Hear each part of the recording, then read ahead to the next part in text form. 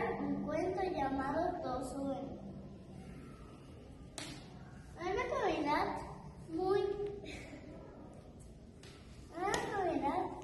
muy lejana vivía una joven mujer llamada Patricia, viviendo con su mamá Rafaela. En otro lado, muy lejano, vivía un apuesto joven llamado Elvis.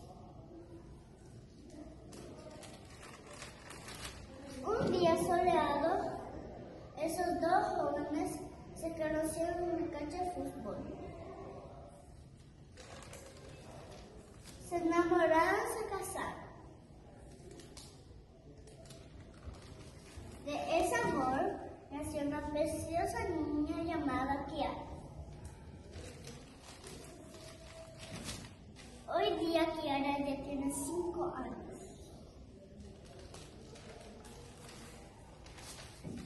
Les divierte mucho jugar con sus compañeritas y compañeritos.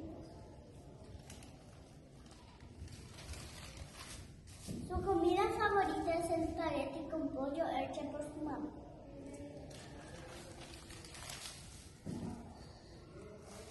Le encanta hacer chipa y andar de bici.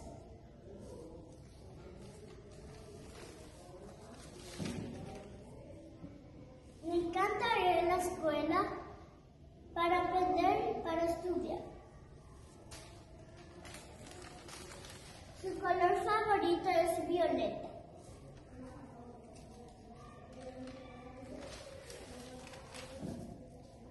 Ella tiene un mejor amigo y es su perro que se llama Scoot. Gracias por su atención.